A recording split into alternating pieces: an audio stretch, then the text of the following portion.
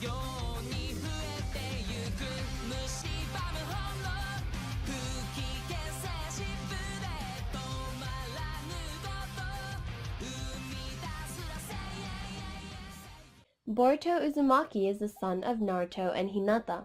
He's also the protagonist of the Boruto series.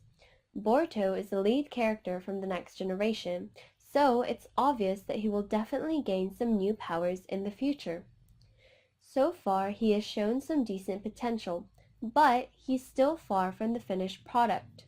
Boruto is just a genin right now, but he's still very impressive.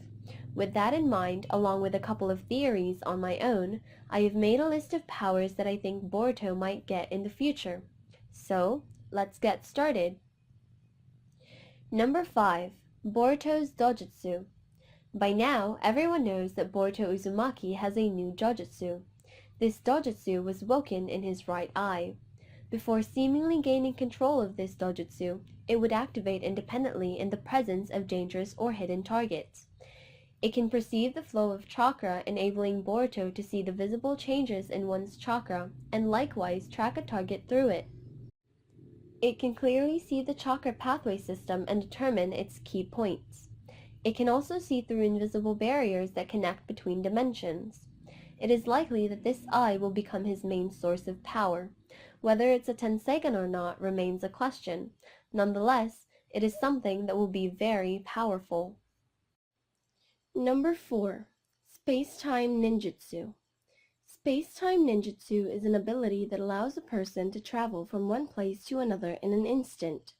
Proficient users of this technique include Minato, Tobirama, Obito, Kaguya, and many others. However, there is a specific reason I believe that Boruto will gain this power.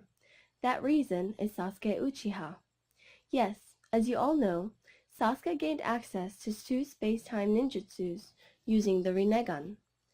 Since Boruto wants to be like Sasuke and copies nearly everything, I believe the author may just give him his own space-time ninjutsu as well. Number 3. Sage Mode. Sage Mode is one of the most powerful abilities in Naruto. Sage Mode allows users to tap into the natural force of the world, opening up new techniques to them and allowing them to power up existing ones with the new Senjutsu chakra.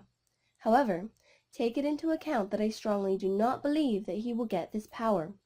The only reason I've included this is because Naruto has Sage Mode, and likely Konohamaru does too. So, it is possible that Boruto may gain it as well.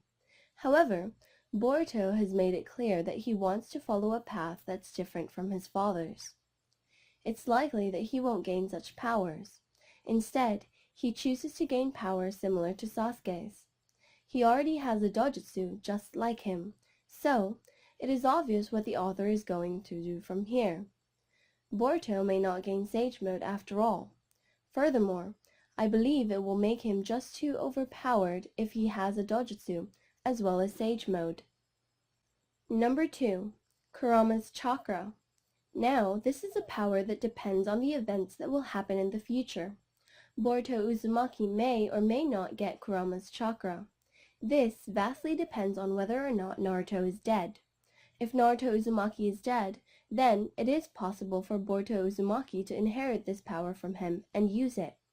However, if Naruto is not dead, then there's no reason for Boruto to gain the powers of the nine-tailed fox.